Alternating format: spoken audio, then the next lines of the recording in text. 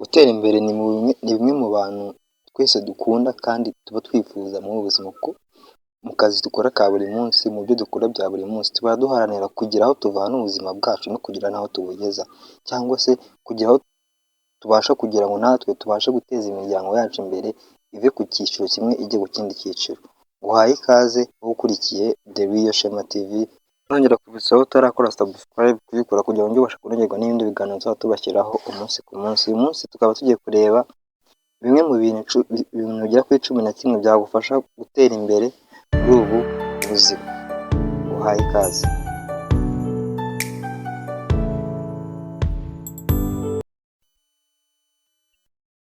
Ikintu cya mbere ugomba kwitondera, ugomba kumenya gushyiraho intego. Burya intego ni ikintu cya mbere gishobora gufasha umuntu wese kugira aho ava ndetse no kugira aho ahagera, kuko ibintu byose dukora dufite intego yo kugira ngo tuzabashe kugera ku bintu runaka tuba twiyemeje kuzageraho.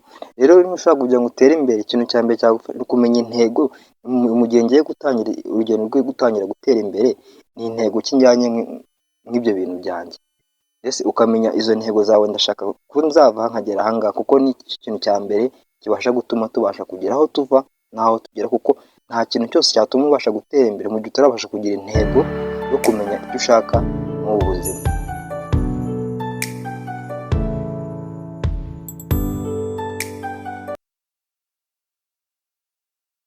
Icya kabiri, kumenya gufata risike. Iyo tuvuze gufata risike, ntabwo ari zino risike mbi, hoya.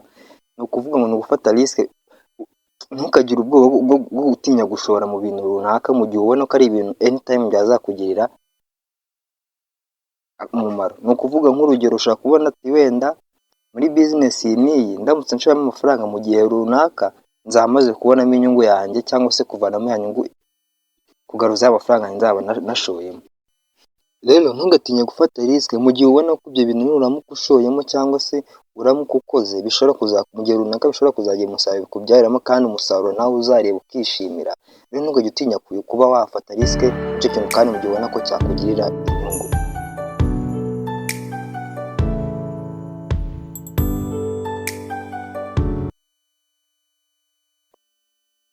Icya gatatu, kwigira ku makosa yawe. Aha ngaha iyo tuvuze kwigira ku makosa yawe, ni ukuvuga ngo ntugakunde guheranwa n'ibyahise. Niba ari amakosa wakoze mu gihe cyashize, ayo makosa yarangiye, kuko nta n'icyo wakora kugira ngo ujye guhindura ya makosa, ahubwo igira ku makosa yawe yabaye mu gihe cyashize, abashe kukubera imbarutso ibasha gutuma ugera ku iterambere ry'ejo hawe hazaza.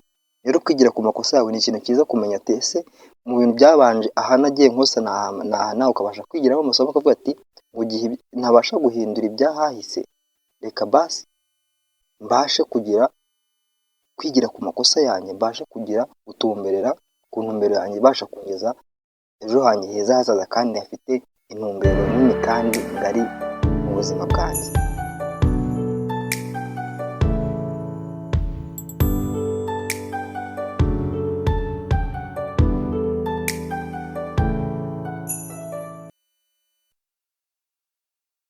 Icya kane, kumenya gushyira intego zawe imbere. Ni ukuvuga ngo mu gihe ushaka kugira aho uva cyangwa se gutera imbere, ni ukugerageza igihe cyose mu bintu byose ukora, mu byo uteganya gukora, kumenya gushyira za ntego zawe wihaye, kuzishyira imbere mu byo ukora byose.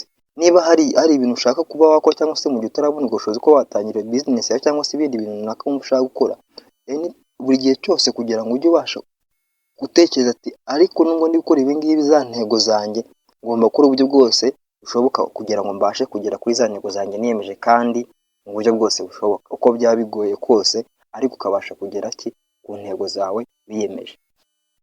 Rero gushyira imbere intego zawe ni mu bintu bimwe bizagufasha kugira ngo ubashe kugera aho uva ndetse no kugera aho ubasha kugera muri ubu buzima.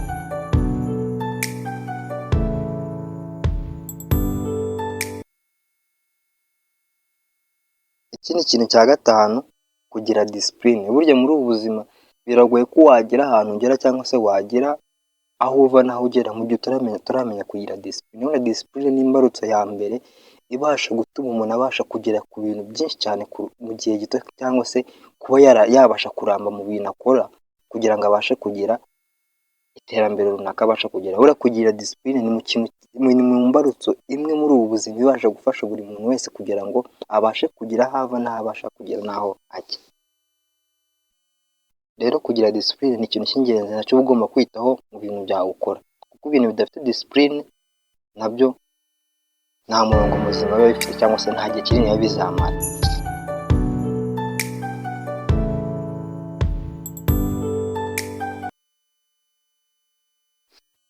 Icya gatandatu, kumenya gupanga purani zawe zose ufite. Ni ukuvuga ngo ushobora kuba ufite purani nyinshi cyane ugomba gukora ariko zose ntiwazikorera rimwe icyarimwe.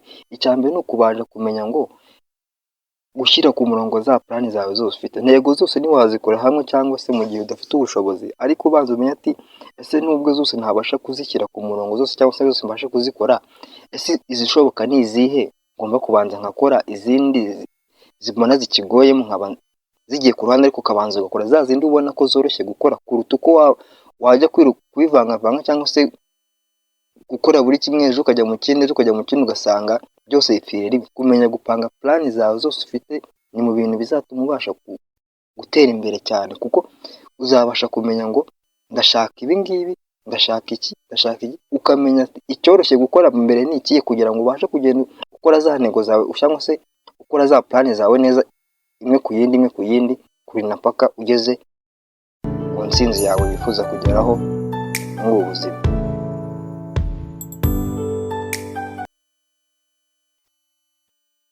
Icya karindwi, kugira ubuzima buzima cyangwa se kugira ubuzima buzira umuze. Ni ukuvuga ngo gukora siporo ndetse kwiyitaho, kwirinda ibintu byatuma byangiza ubuzima bwawe ni mu bintu bishobora gutuma nanone, kuko ntabwo wabasha kugera ku ntego nzima mu gihe ubuzima bwawe nabwo utarabasha kubwitaho, kuko igihe uri muzima uzabasha gukora ibintu nawe bizabasha kugira umumaro, ariko mu gihe ufite ubuzima butari buzima nanone bizagorana ko uzagira ikintu ugeraho mu gihe uzaba ko nta buzima uzaba ufite.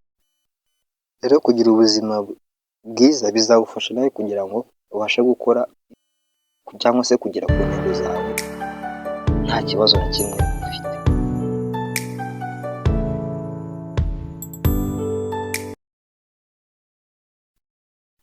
Ikindi cya munani, kwitegura ibintu byaza byose bitunguranye mu gihe urimo urashaka gutera imbere. Aha ngaha tuvuze kwitegura ibintu byaza bitunguranye, mu gihe hari igihe ugapanga ibintu ariko hari igihe rimwe hazamo ikindi kintu utari warateganyije ko icyo kintu kizaza. Rero iki kintu kugira ngo kitazagira ikintu bihungabanya ku ntego zawe cyangwa se ku bintu ushaka kugeraho, ugomba kuba iteka ufite plan B y'ibyo bintu byawe uba wariyemeje gukora. Ni ukuvuga ukamenya ngo ese niba ndimo ndakora iki ngiki, mu gihe haramuka hajemo ikibazo iki n'iki, plan B zawe cyangwa se ikindi kintu cyazabasha kunsapotinga mu gihe n'ibindi byanze bizaba bimeze bite. Rero ni byiza ko ugomba no gupanga plan B mu byo ukora kugira ngo bya bintu biza bitunguranye bitazagira icyo biza bigasanga bigushyize hasi, wongera gutangira bundi bishyashya. Ikintu cya cyenda kindi dusanga mu bintu bishobora kugufasha kubasha gutera imbere, gukoresha igihe cyawe neza. Kumenya gukoresha igihe cyawe neza, aha ngaha ni ukumenya gukora buri kintu cyose mu gihe cyacyo, ko mu gihe uzabasha kujera igihe cyawe neza nabyo bizagufasha kugira ngo ubashe kugera ku iterambere ryawe. Niyo mpamvu bakubwira ngo igihe ni amafaranga. Rero mu gihe uzabasha kumenya ngo umwanya w'ibi ngibi ni ibi, umwanya w'iki ngiki nacyo ni iki ngiki, bityo ukabasha kumenya ngo niba ndi mu gihe cyo gukora imishinga yanjye ni icyo gihe cyanjye ndimo, niba igihe cyo kujya gusangira n'inshuti zanjye nacyo ni icyo gihe, nacyo gifite umwanya wacyo. Nyine ukamenya gutandukanya igihe cyo gukora n'igihe cyo kujya kwishima. Nabyo biri mu bintu bizabasha gutuma ubasha kugera ku ntego zawe cyangwa se kugira aho uvana ubuzima bwawe n'aho ubasha kubugeza. Ikintu cya cumi ari nacyo dusanga umwanya wa 10 mu bintu ushaka kugufasha gutera imbere muri ubu buzima, kumenya guhitamo inshuti. Aha ngaha iki ni ikintu umuntu agomba kwitondera mu gihe cyose urimo gushaka kugana mu nzira ikuganisha mu iterambere cyangwa se ikugeza ku bintu bizima muri ubu buzima bwawe. Burya inshuti nabyo biri mu bintu ugomba kwitondera mu gihe ushaka gutera imbere. kuko umunyarwanda yavuze neza ati mbwira inshuti yawe ndakubwira icyo uri cyo.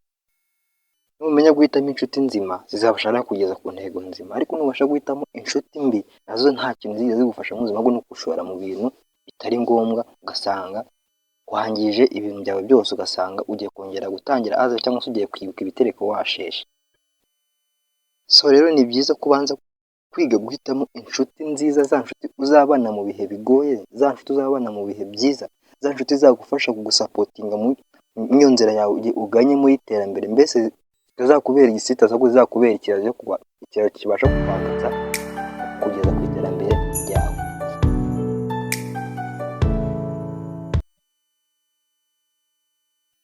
Ikintu dusanga ari nacyo cya nyuma dusanga ku mwanya wa 11 ni ukuba responsable. Aho tuvuze kuba responsable ni ukumenya gufata inshingano mu buzima bwawe cyangwa se gufata inshingano z'ibintu byawe. Ugomba kumenya ko mu gihe ushaka gutera nta muntu uzaza ngo agufate cyangwa se abashe guteza ibintu mbere. Ni wowe wa mbere kubanza kuba responsable wabyo, mbese ukabigiramo uruhare kugira ngo ubashe kugira uko ubasha gutera imbere bitewe n'ikintu ushaka gukora. Niba ari business yawe ushaka gukora, ni wowe wa mbere ugomba kuba responsable wayo. Nta wundi muntu uzava hanze ngo aze abe responsable y'icyo kintu cyawe, hoya. Niwe muntu wa mbere ugomba kubanza kuba responsable mbere y'uko kugira ngo habe hari ibindi bintu cyangwa se wazanamo abandi bantu, hoya. Niwe muntu wa mbere ugomba kuba responsable y'icyo kintu cyawe ugiye gukora, kandi ukamakinga sure yuko icyo kintu cyawe cyakozwe kandi cyagenze neza, ukacyitaho umunsi ku munsi, ukagishyiramo imbaraga zawe zose. Ibyo bintu ubasha kubyitaho, uzabasha nawe kugira aho uva mu buzima, ugire n'aho ugera.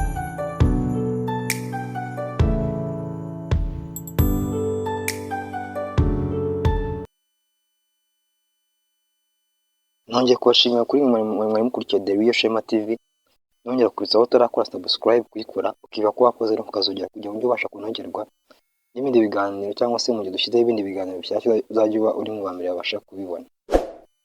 Murakoze.